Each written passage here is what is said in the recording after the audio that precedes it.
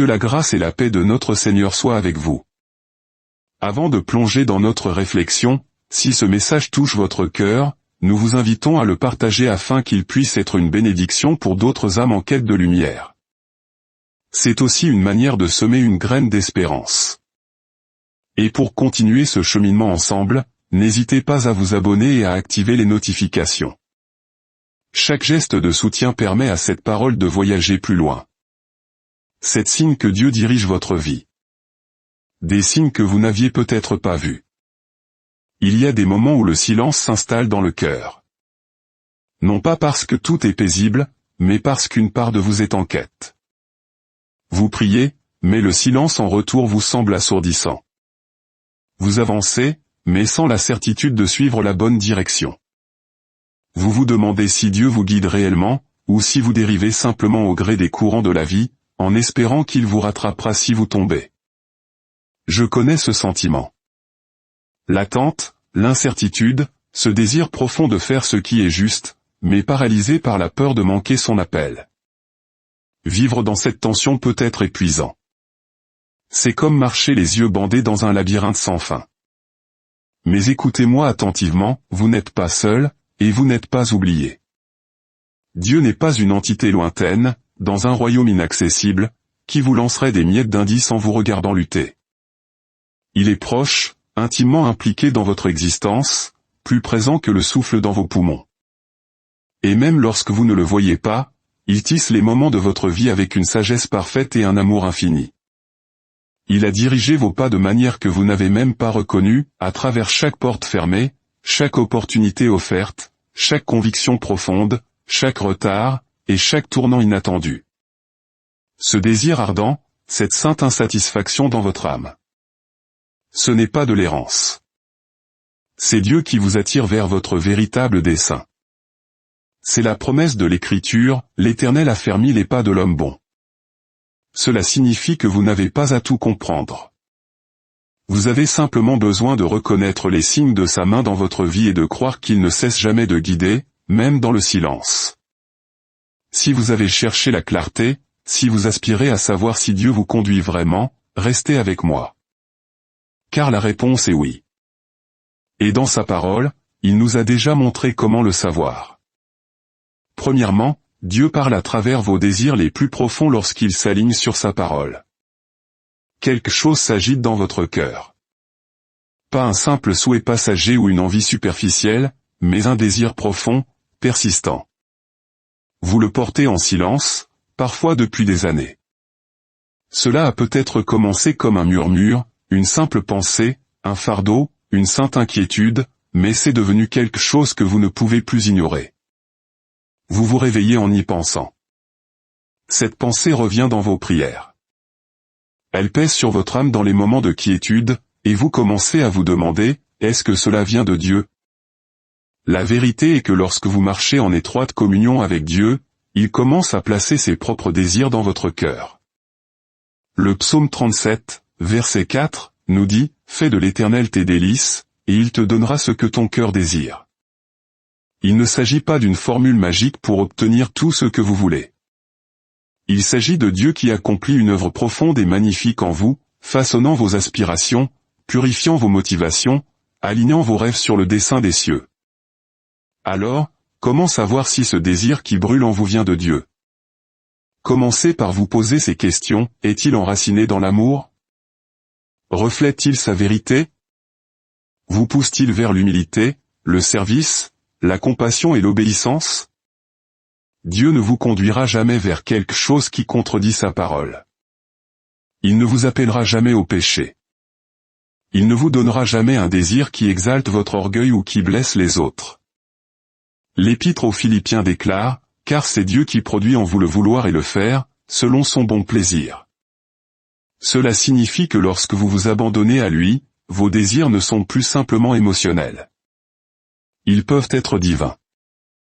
Ce projet de ministère auquel vous pensez, ce livre que vous rêvez d'écrire, cet appel à être mentor, à donner, à servir, à partir.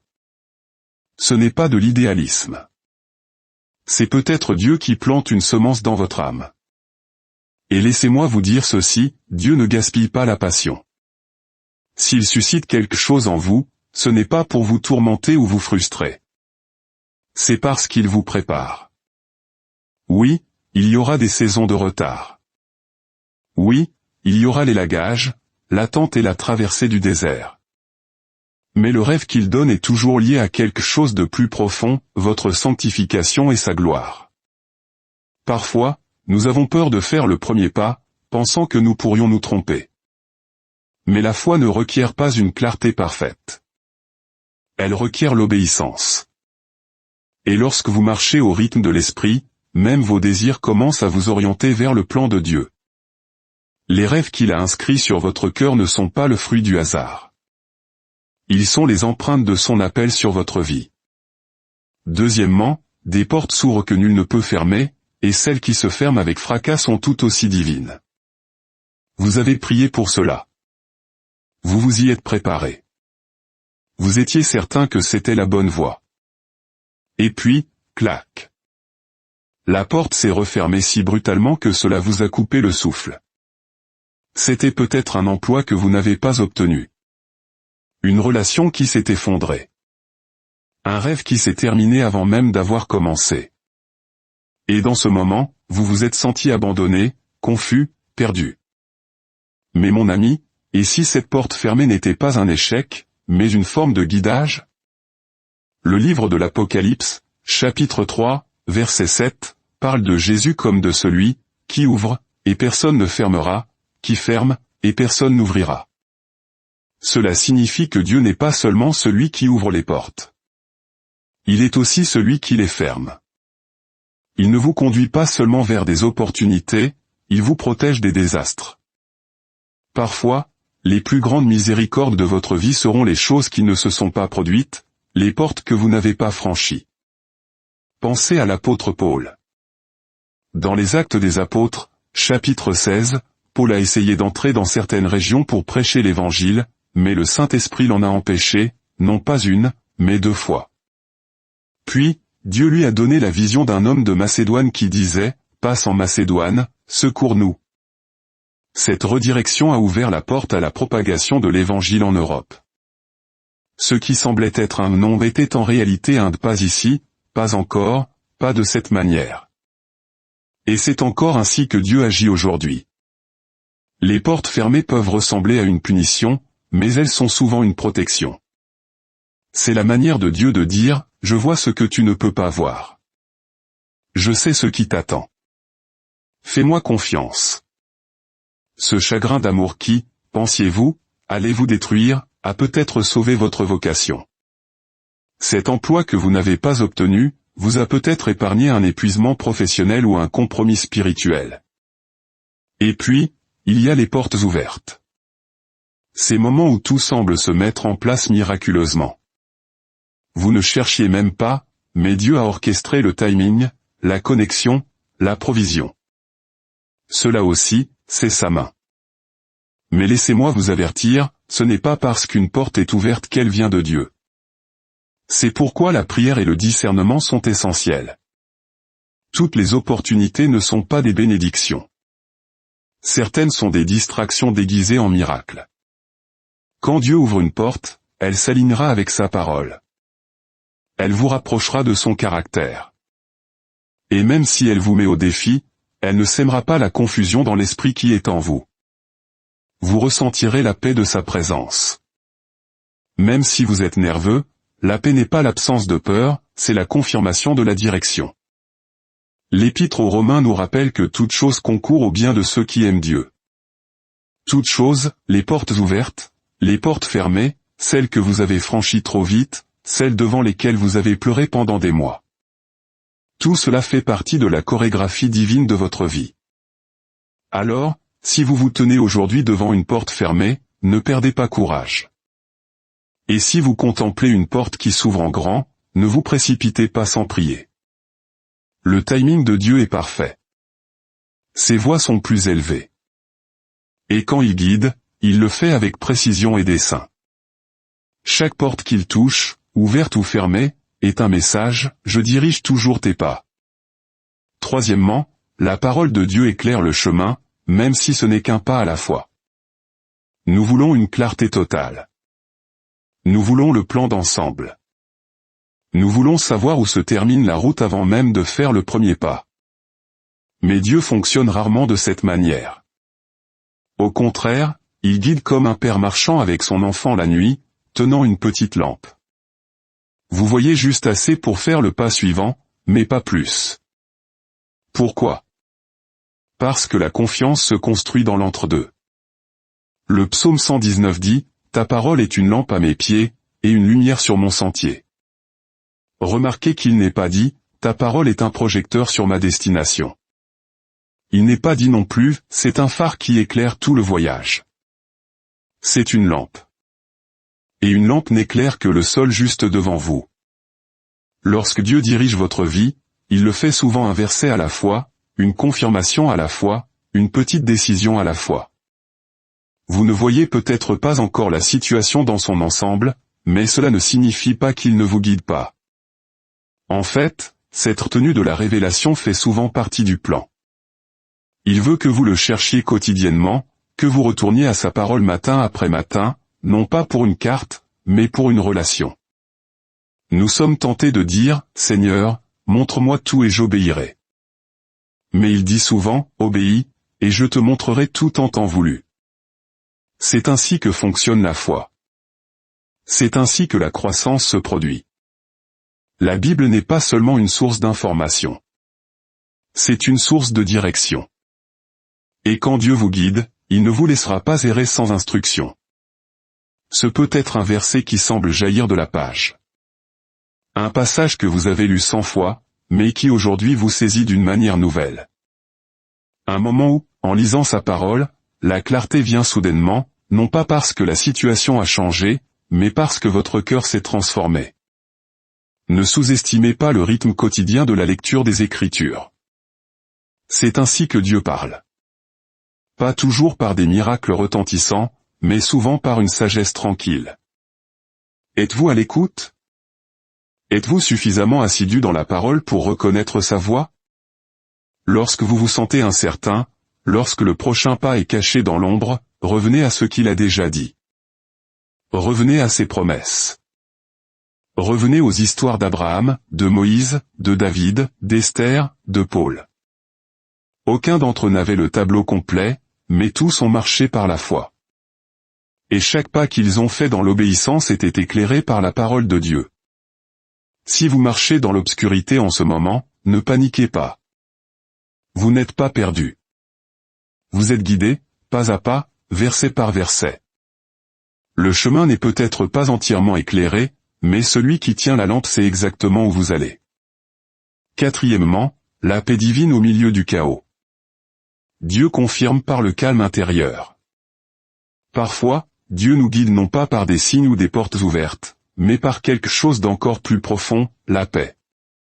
Non pas la paix qui vient du fait d'avoir tout compris, mais la paix qui reste ferme même lorsque rien n'a de sens. Vous voyez ce que je veux dire? Ce moment où, malgré l'incertitude, votre esprit est tranquille. Quand le monde autour de vous tremble, mais que quelque chose au fond de vous murmure, tu es exactement là où tu dois être. Ce n'est pas de l'excès de confiance. C'est l'œuvre du Saint-Esprit. L'Épître aux Colossiens dit, que la paix de Christ, à laquelle vous avez été appelés pour former un seul corps, règne dans vos cœurs. Le mot « régner » dans le grec original signifie « agir comme un arbitre ». Cela signifie que la paix n'est pas seulement un réconfort. C'est un décideur. Elle vous aide à discerner quand Dieu vous guide. La paix devient la confirmation que vous marchez en phase avec sa volonté. Mais clarifions une chose, la paix n'est pas toujours l'absence de peur. Parfois, la paix et la peur coexistent. Parfois, vos genoux tremblent, vos mains sont moites et votre voix se brise, mais votre esprit est calme. Vous pouvez être terrifié à l'extérieur, mais stable à l'intérieur. C'est divin. C'est le genre de paix dont parle l'Épître aux Philippiens, chapitre 4, verset 7, et la paix de Dieu, qui surpasse toute intelligence, gardera vos cœurs et vos pensées en Jésus-Christ. Ce genre de paix n'a pas de sens pour le monde. Elle n'est pas logique. Elle n'est pas basée sur les circonstances. Elle est enracinée dans la présence de Dieu. Lorsque vous marchez dans sa volonté, il vous donne une paix qui protège votre cœur de la panique et votre esprit de la confusion. Mais voici le point crucial, si vous vous sentez agité, si quelque chose en vous résiste à une décision, n'ignorez pas ce sentiment. C'est peut-être le Saint-Esprit qui vous avertit. Parfois, le nom le plus fort du ciel est le malaise que vous n'arrivez pas à dissiper. Dieu parle dans le calme. Il conduit par le repos. Alors ne vous précipitez pas lorsque vous êtes incertain. Ne forcez pas un mouvement simplement parce que les autres s'y attendent. Attendez la paix. Faire une pause n'est pas une faiblesse, c'est de la sagesse. Car la paix est la preuve de l'alignement. Et quand Dieu dirige vraiment votre vie, il le confirmera non seulement par l'écriture, non seulement par les circonstances, mais par un calme surnaturel. Le monde peut être chaotique, le chemin incertain, mais quand la paix règne dans votre cœur, vous pouvez avancer avec confiance, sachant que vous êtes guidé par quelque chose de plus profond que la logique. Vous êtes guidé par le cœur même de Dieu. Cinquièmement, les conseils avisés et les rendez-vous divins. Dieu utilise les gens pour vous orienter. Dieu est tout à fait capable de vous parler directement. Il peut toucher votre cœur dans la prière, mettre en lumière un passage de l'Écriture pendant votre temps de recueillement, ou vous pousser par une paix divine. Mais souvent, l'un des signes les plus clairs que Dieu dirige votre vie vient à travers les gens. Pas n'importe qui, mais les bonnes personnes. Le livre des Proverbes dit, « Quand la prudence fait défaut, le peuple tombe, et le salut est dans le grand nombre des conseillers. » Dieu nous a conçus pour la communauté, pas pour l'isolement.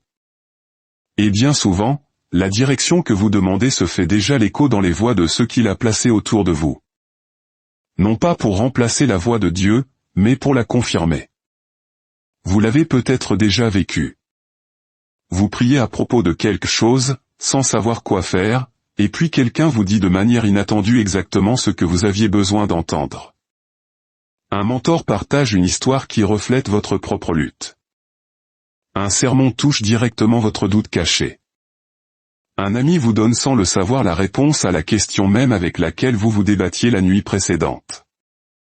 Ce n'est pas une coïncidence. C'est un alignement divin. Dieu a une façon d'orchestrer des conversations, des relations et des rendez-vous divins qui semblent ordinaires mais qui portent un poids éternel. Il envoie des gens pour guider, corriger, confirmer, encourager et parfois même vous réorienter. Pensez à Nathan confrontant David. Pensez à Mardochée guidant Esther. Pensez à Barnabas se tenant aux côtés de Paul. Chacun d'eux a joué un rôle dans l'appel de quelqu'un d'autre, et ils ont été placés là par Dieu. Mais soyez prudents. Un conseil avisé n'est pas la même chose que l'opinion populaire. Vous n'avez pas besoin de nombreuses voix, vous avez besoin de voix pieuses. Cherchez ceux qui connaissent les Écritures, qui marchent dans l'humilité, qui vivent ce qu'ils prêchent. Écoutez les gens qui aiment Jésus plus qu'ils n'aiment vous faire plaisir. Entourez-vous de croyants qui prieront avec vous, vous diront la vérité et vous mettront au défi lorsque ce sera nécessaire. Et n'oubliez pas que parfois, c'est vous que Dieu utilise pour quelqu'un d'autre. Votre obéissance peut devenir la réponse à la prière de quelqu'un. Vos paroles peuvent devenir le signe même qu'il suppliait Dieu d'envoyer. C'est la beauté de la manière dont Dieu agit. Il nous dirige non seulement à travers les autres, mais aussi pour les autres. Si vous cherchez une confirmation, ne vous isolez pas. Ouvrez votre vie au conseil divin. Prêtez attention à ces conversations apparemment anodines qui résonnent dans votre esprit. Vous ne savez jamais quand un rendez-vous divin sera la méthode choisie par Dieu pour vous indiquer la voie à suivre. Sixièmement, le fruit de l'obéissance. Lorsque suivre Dieu produit des résultats éternels. Il y a une autre façon de savoir que Dieu dirige vraiment votre vie. Et elle ne se trouve pas dans ce que vous ressentez, mais dans ce que votre vie produit. Jésus a dit dans l'évangile de Matthieu, « C'est donc à leurs fruits que vous les reconnaîtrez ». En d'autres termes, si Dieu vous guide, votre vie commencera à porter du fruit. Un fruit spirituel, éternel, indubitable.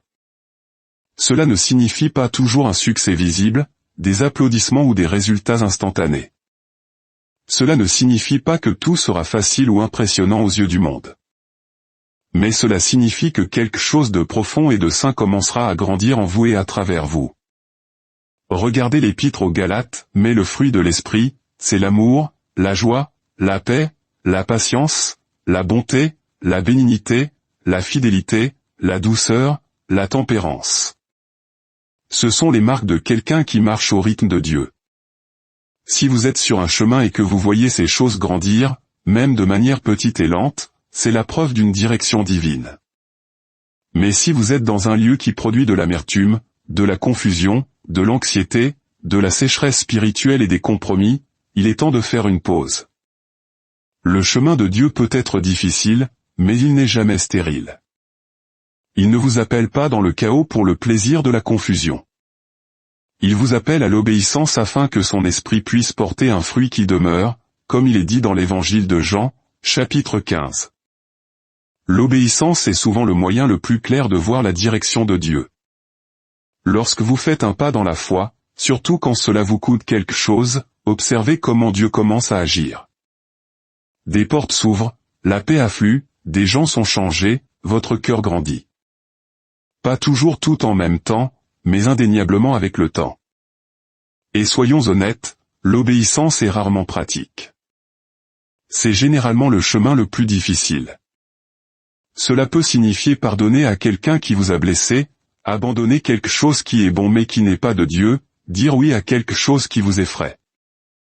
Mais quand vous obéissez, le ciel en prend note, et les résultats dureront bien après que ce monde se soit évanoui. Vous saurez que Dieu dirige votre vie lorsque votre obéissance envers lui se traduira par une transformation. Pas seulement dans les circonstances, mais dans votre caractère. Lorsque vous devenez plus semblable à Jésus, lorsque votre vie devient un vase par lequel son amour peut s'écouler. Lorsque le fruit que vous portez n'est pas pour votre gloire, mais pour la sienne. Ne mesurez pas la direction de Dieu par le progrès mondain. Mesurez-la par la croissance spirituelle. Si vous voyez un fruit durable, pieux, qui honore le Christ, continuez à marcher. Vous êtes exactement là où il veut que vous soyez. Septièmement, le silence de Dieu est l'épreuve de l'attente. Il existe un dernier signe, peut-être le plus subtil et le plus difficile à accepter, le silence de Dieu. Nous avons parlé du silence qui nous pousse à chercher, mais il y a aussi le silence qui semble être une absence de réponse. Vous avez prié, vous avez cherché dans sa parole, vous avez écouté les conseils, et pourtant, le ciel reste silencieux. Ce silence n'est pas un signe d'abandon. C'est souvent un signe de profonde formation. C'est dans l'attente que notre foi passe de la théorie à la réalité.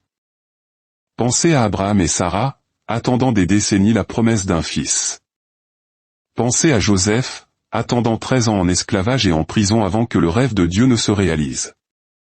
Pensez à David, ou un roi adolescent, mais qui a attendu des années avant de monter sur le trône, fuyant pour sa vie. Leur attente n'était pas passive.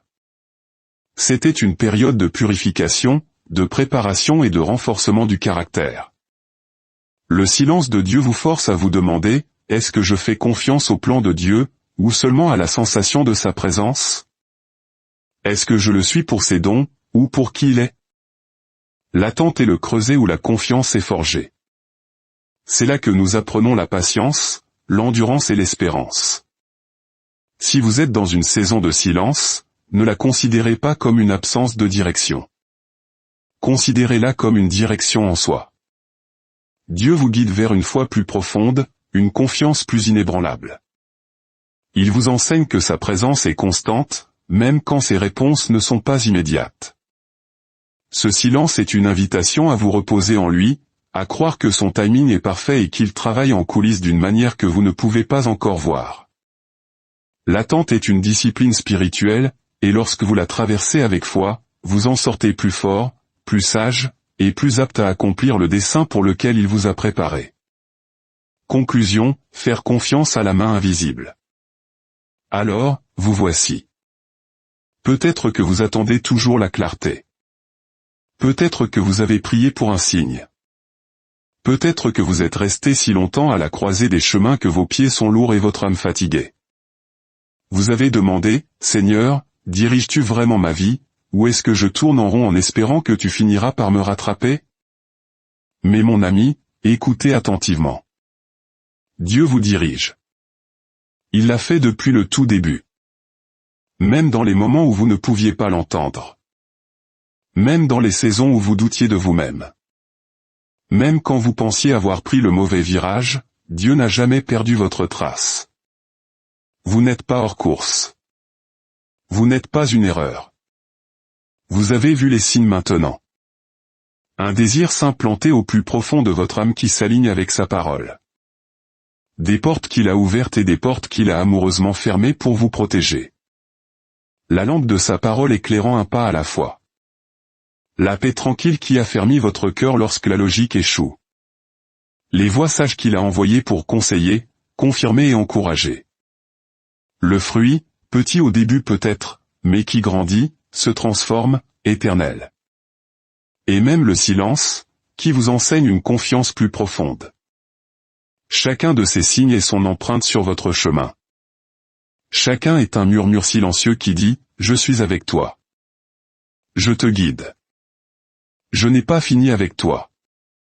Non, Dieu ne nous donne pas toujours le tableau complet. Mais il nous donne toujours lui-même. Et c'est plus que suffisant. Car lorsque vous ne savez pas où va votre vie, vous pouvez toujours savoir qui tient votre vie.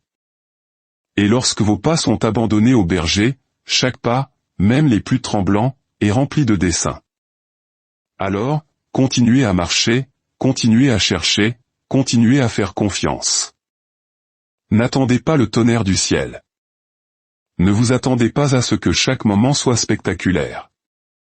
Cherchez Dieu dans le quotidien, dans l'ordinaire, dans le murmure. Il est là, et il vous guide. Vous n'avez pas besoin d'une carte routière. Vous avez besoin d'une relation.